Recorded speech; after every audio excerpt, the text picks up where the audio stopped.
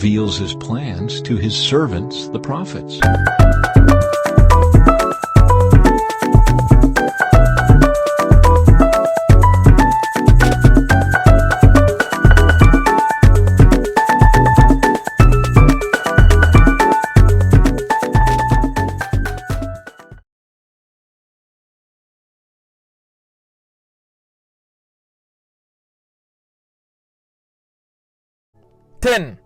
I see some great nations being brought to their knees to such a point that their populations shall lack even some basic needs which they never bothered about for the past 100 years, because these needs were provided with ease. 18. I see shortage in fuel and gas supplies in particular countries over Europe that shall lead to high prices, which shall eventually affect the whole economy negatively. After debatable predictions, let's discuss some hard facts, like the energy crisis in Europe. It's getting worse by the day. Electricity bills are soaring, gas reserves are depleting, and winter is coming. As the mercury dips, gas and oil consumption is going to pick up. But Europe does not have enough supplies. So what is it doing to avert this crisis from snowballing? Cost cutting. Almost every European nation has set new power-saving targets, new limits on energy consumption.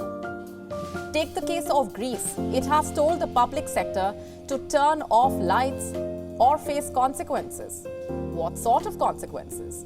The withdrawal of government funding to energy firms. Listen to this.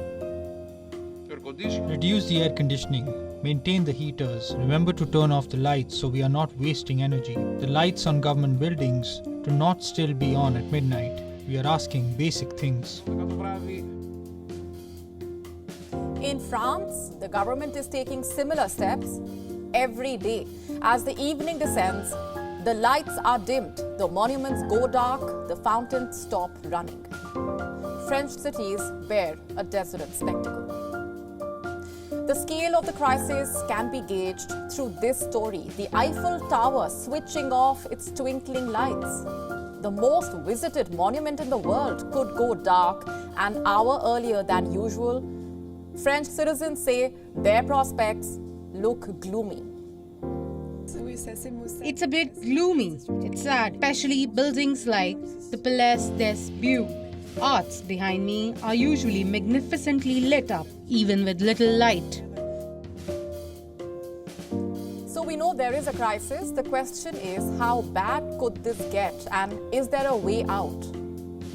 Let's try to find some answers. To start with, American officials are a bit alarmed at the crisis. They don't see any obvious solutions in sight. Reports claim that White House staff is worried that Putin plans to force a bleak winter on Europe. They believe that he might cut off all supplies anytime, the impact of which would be severe. You see, if Putin follows through this threat, Europe will certainly enter recession. That's exactly what the Americans fear. Reports in American media have gone as far as to say that Europe could be heading back to the Middle Ages, to using firewood for heating, to waiting weeks for supplies, and traveling miles for fuel. And what's worse, this will not be a short-term crisis. Analysts are expecting a deeper, prolonged crisis and an even more persistently elevated inflation. The figures tell you the story. According to a recent survey, economies in the Eurozone, which is a monetary union of 19 EU nations, will witness a 1.7% contraction in real GDP. 1.7%.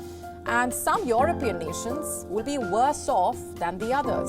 Let me show you some more numbers. According to the same survey, the GDP growth rate in Germany will be down by minus 2.3%. In France, it will be down by minus 2.1%, and in Spain, minus 1.6%.